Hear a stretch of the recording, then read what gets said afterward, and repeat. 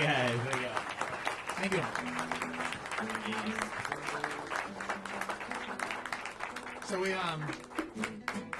So over in Europe, we learn music like that. But one of the big things that the guitar players are really keen on over there is stuff called gypsy jazz. And back home, we're kind of labeled as the Gypsy Jazz Band. And I'll show you what I'm talking about. And it sounds a little bit like this.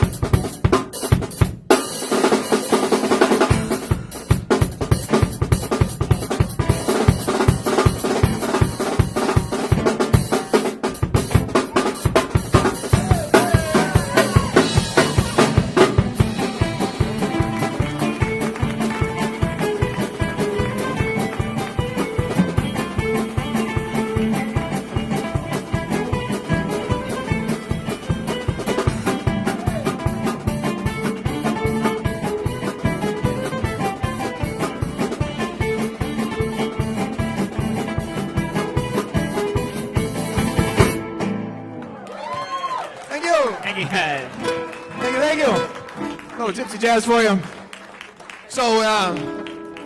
So we're making our way through the Christmas CD. You know, Josh and I, we're about 6 songs into it, and we had this discussion one night. I'm pretty sure Melody was there too. We said we gotta put some gypsy in one of these Christmas songs somehow. Don't know how it's gonna really work, but so Josh had this grand idea. Well, I didn't want to use it to butcher one of the really nice and pretty ones, so I pretty much decided we had to make it a cheesy one. One of the cheesy Christmas songs. So we took an already kind of happy song and made it gypsy, and I mean, I'm pretty happy with how it turned out. Does anybody like the cheesy Christmas songs in here? Nobody ever does, but we're going to do it anyway. And so this next one's called Up on the Housetop.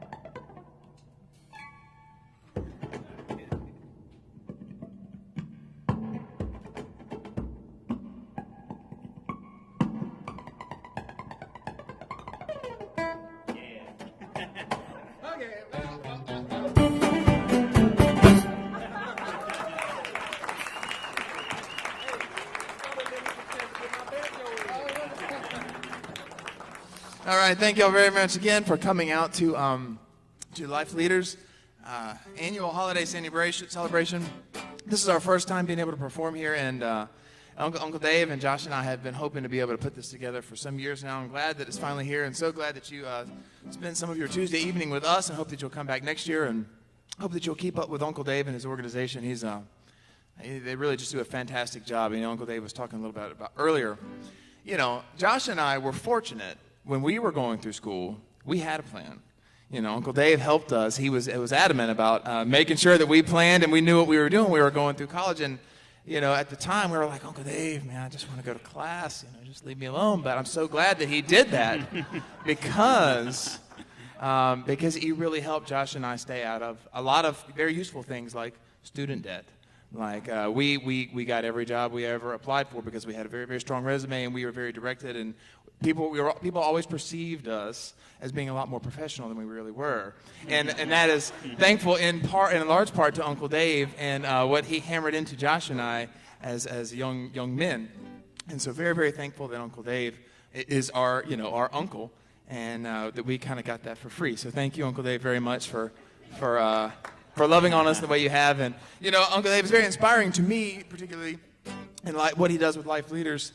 And I think my grandmother, his mom, sums it up the best, and says that man really does a lot of good. Because whenever I'm at home, and now that Josh and I are in the business together, we have a family business. People don't see a lot of that, in the music world. They see us playing on stage, but they forget that behind all this there's a business, there is planning, there is marketing, there is advertising, there is bookkeeping, there is development and time management, and all these things that every other business has, and bands have it as well. And I sit at my desk, and when I am slacking and I haven't gotten enough stuff done in my however many hours a day I have to work, I was like, how would Uncle Dave do this? Because Uncle Dave always does it bigger, better, faster, and to the nth degree. And so, Uncle Dave, thank you for that. He's always inspiring me to be better. And you guys are lucky you live in Birmingham, because he can do that for you as well on a much more regular basis, since I live all the way down in Mobile. But I'm so glad you guys are here tonight. He has a fantastic group. Colonel Dunn, Bob, and several others that have supported Josh and I for years. Colonel Dunn is even, I don't know if he remembers this or not, but he and Joan invited me or maybe Josh and Jeanette to play at their home once when years ago when I just started. Uncle Dave printed up my first set of business cards. So there's a lot of history here. He really helped kind of get our band and our brand off the ground, and has been very supportive along the way. So thank you for that, Uncle Dave.